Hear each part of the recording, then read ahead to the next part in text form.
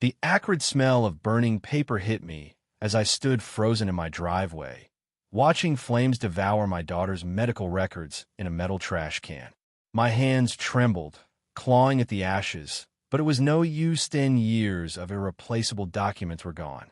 Across the street, Helen Baxter, the HOA president, stood with her arms crossed, a smug grin curling her lips. "Rules are rules, Mr. Harper," she said, her voice dripping with self-righteous glee. "No unsightly medical equipment VY Seibel from the street. It's in the HOA bylaws, Section 8, Paragraph 4. I wanted to scream, but I held it together. She didn't know who I was. Nobody in Willow Creek Estates did. I'm Daniel Harper, Deputy Commissioner for the County Health Department, and Helen's perfect little empire was about to unravel. 6 months ago, we moved here for my daughter, Lily, who's 15 and battling a rare nerve condition. The single-story homes were perfect for her wheelchair, and we thought this quiet neighborhood would be a fresh start. That unsightly equipment Helen sneered at? It's a nerve stimulator. Lily needs to manage her pain. Those burn papers? Her medical history, critical for a life-changing treatment scheduled next week. Those records were our only copies, I said, my voice shaking. Some tests can't be redone. Some doctors have retired or moved. Helen just shrugged. You left them on your porch, Daniel. They were littering the neighborhood. I was keeping things tidy. Tidy? I could barely speak. You've delayed my daughter's treatment. You have no idea what you've done. She waved me off like I was a pesky fly. Be more careful next time. And remove that DVYC from your porch by tomorrow, or it's a due la 200 fine per day. As she sauntered off, I called after her. You should know who I am, Helen. She glanced back, eyebrow raised. And who's that? Deputy Commissioner for County Health and Safety. Her face flickered with worry, but she masked it fast. Doesn't exempt you from HOA rules, she snapped, then strutted back to her pristine house. That night, I sat by Lily's bed, her stimulator's green light blinking in the dark. They burn my records? She asked, her voice small and scared. I nodded, hiding my rage. The HOA thought they were trash. We'll try to replace them, but it might delay your treatment. I'm so sorry, sweetheart. Tears welled in her eyes, but she nodded bravely. It's not your fault, Dad, but it felt like it was. I'd left the records on the porch while helping Lily into the car for therapy. A gust of wind scattered a few pages, and instead of returning them, Helen decided to play judge and jury. The next 2 weeks were a nightmare. I called retired doctors, emailed hospitals, and drove to clinics, but the damage was done. Dr. Larson had moved to Arizona with his notes. Dr. Kim's clinic lost data in a server crash. The hospital where Lily had her first tests was under new management, their records a mess. Meanwhile, Lily's pain worsened. She tried to hide it, but I saw her wince when she thought I wasn't looking. Will I ever get better, Dad? She asked one night, struggling to get comfortable. We're doing everything we can. I promised, my heart breaking. While I fought for Lily, Helen terrorized the neighborhood. The Thompsons got a due law 150 fine for Leah VYing trash cans out too long. The Martinez family was slapped with a due law 200 penalty for their kid's basketball hoop. Old Mrs. Carter got a violation for her wrong shade of mailbox paint. Every infraction was photographed, documented, and punished with escalating fines. But I wasn't idle. My job gave me access to county records permits, inspections, violations. I spent nights building a case, piece by damning piece. The HOA meeting was set for 7 p.m. at the community center. I arrived early with Lily, setting up my laptop and projector. Helen swept in at 6:55, her blonde hair immovable, her eyes narrowing when she saw us. Daniel, don't disrupt my meeting with personal gripes, she warned. I smiled tightly. I'm here as Deputy Commissioner to present findings. The room filled fast. Nearly every homeowner showed up, far more than the usual sleepy meetings. Whispers buzzed as people glanced our way. At 7 o'clock sharp, Helen rushed through the agenda, then grudgingly introduced me. I wheeled Lily to the front, her stimulator in plain VYEW.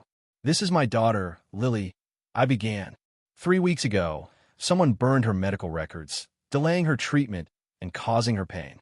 Murmurs rippled through the crowd. But I'm not here about that. I'm here to discuss serious safety issues in Willow Creek. I clicked to my first slide, County Building Permits. Over 4 years, this HOA approved unpermitted, dangerous, changes unlicensed electrical work, faulty pool systems, unstable clubhouse renovations. All green lit by Helen Baxter. Gasps filled the room. Helen shot up, face crimson. This is absurd. The HOA doesn't need county approval. Wrong, I said calmly. HOAs can't bypass safety laws. That's illegal. Next slide, financial records. Every contractor hired by the HOA for 3 years is registered to an address owned by Helen's husband, Richard Baxter.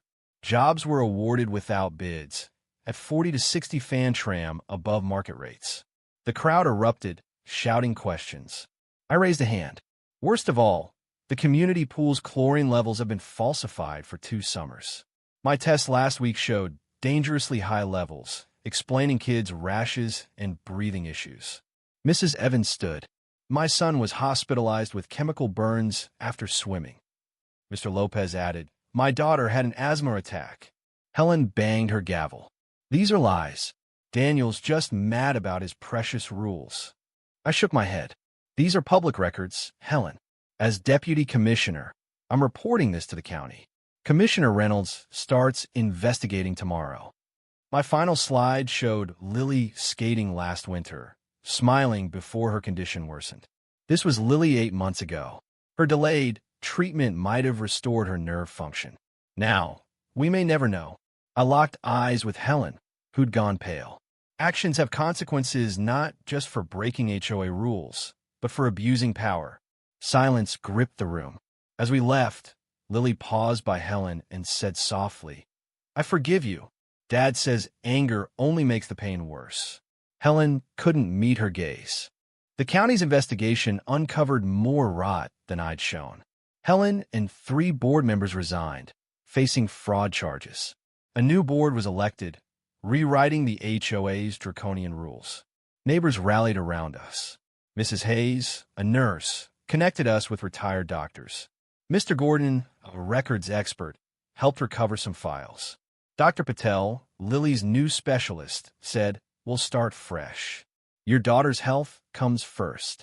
Lily's treatment, delayed 2 months, was finally scheduled. It wouldn't reverse all the damage, but it'd stop further decline.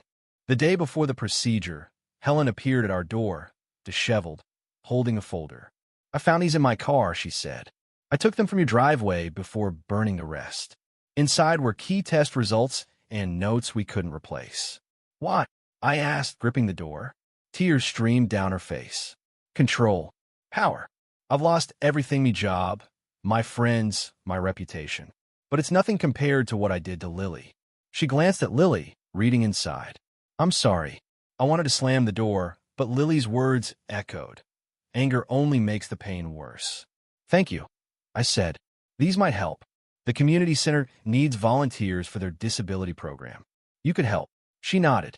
I will. That night, as Lily slept, her face calmer with early treatments, she asked, Did we win, Dad? I thought of the pain, the fight, the community's support, even Helen's small redemption. Nobody won, sweetheart. But we all learned something. She smiled. Then it was worth it. Months later, Willow Creek was transformed. The new HOA built bridges, not walls. Helen volunteered quietly, later advocating for special needs families. Lily's treatment helped her manage her condition, her courage inspiring us all.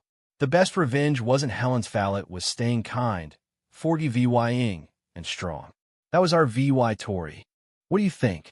Was Lily's forgiveness too generous, or did it spark real change? Should Helen face harsher consequences, or is her remorse enough? Drop your thoughts below, hit like if this story hit home, and subscribe for more real-life dramas. Where are you watching from? Let's get this conversation going.